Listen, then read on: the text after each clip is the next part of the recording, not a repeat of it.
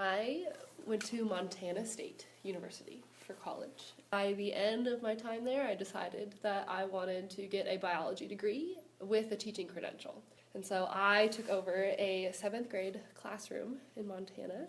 It was a life science classroom, and that was my first real experience in teaching. And then I lived there for a little while after that, and I taught in a couple different other classrooms and worked with other students in the area as well.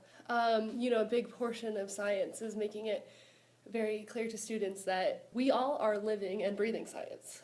Sometimes with all of the information and all the technical little details, that can get lost. And it's so critically important for students to understand, not only our existence, but the space we live in, the changes, the environment, the world that we know is entirely interconnected science.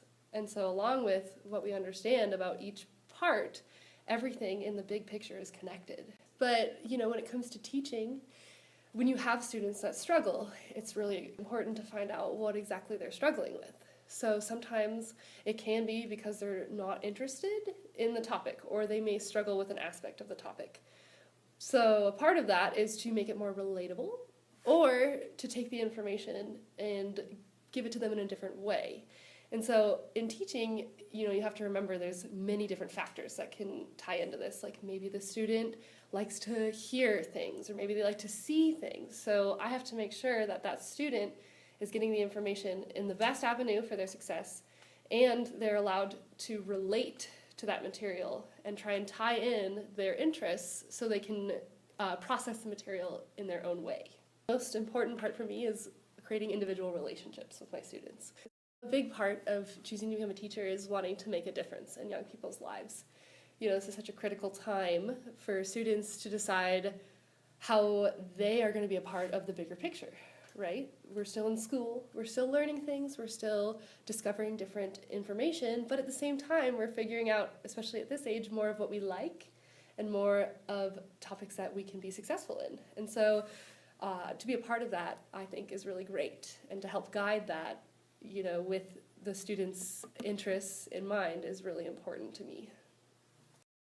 Well, I've definitely been very fortunate. I've had many great teachers in my life. So I would say I owe a lot of the decisions in my life to those great teachers. I've always known that I've loved science. That was never a question. I've known from a very young age. When I was little, I was going to be a purple doctor. I'm not sure what a purple doctor is, but I knew I was going to be a purple doctor. And so to be able to be supported and to be, not only given the knowledge to be successful, but also being told that I can be successful is so important. And I think it helped me grow as a person, and I think it's important for me to impart that on the students that I work with, because it made such a positive impact on my life.